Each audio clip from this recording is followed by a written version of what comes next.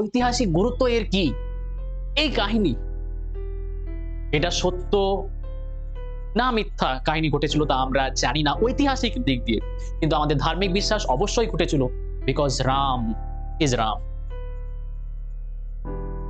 ঐতিহাসিক দিক দিয়ে যদি এটার ইম্পর্টেন্স আমরা দেখতে যাই, এর ইম্পর্টেন্স এটাই, এটি সেই যুগের, বৈদিক যুগের জীবন প্রণালী, জীবনযাপনের ব্যবস্থা কেমন ছিল না ছিল তার একটা রূপরেখা দিয়ে দেয় আমাদেরকে। এত সুন্দর রূপরেখা, সেটা ইতিহাসের জন্য গুরুত্বপূর্ণ যে না, যদিও কাহিনী হয়েও থাকে, অবশ্য তো কাহিনী আমরা বলবো না, যদিও হয়ে থাকে, বিকজ ইতিহাস এখনো পর্যন্ত এটার যে সঠিক রকম প্রমাণ জোগাড় করতে পারেনি, সেই কারণের জন্য একে সত্য ঘটনা সেটাও বলতে পারেনি ইতিহাস।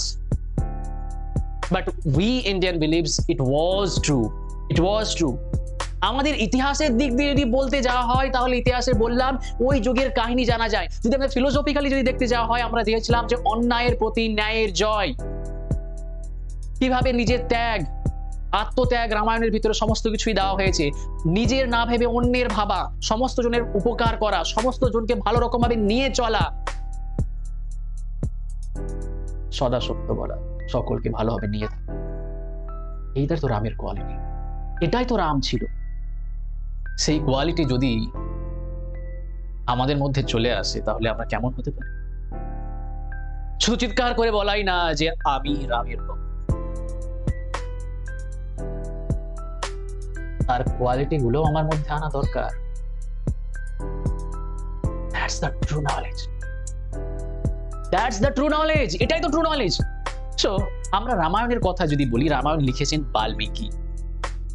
বাল্মীকি বাল্মীকি এই যে রামায়ণটা অনেক প্রাচীন, পৃথিবীর সবচেয়ে প্রাচীন মহাকাব্য, তার জন্য এই রামায়ণকে বলা হয় আদি কাব্য।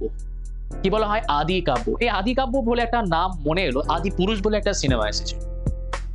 অবশ্য সিনেমাটা রামায়ণেরই কেই উপস্থাপনা করছিল, কিন্তু সিনেমাটা হয়তো ফ্লপ হয়ে গেছে, বিকজ সিজিআই এতটাই খারাপ ছিল তার জন্য। কাহিনী নিয়েও কিছুটা গন্ডগোলের মধ্যে পড়ে যায়।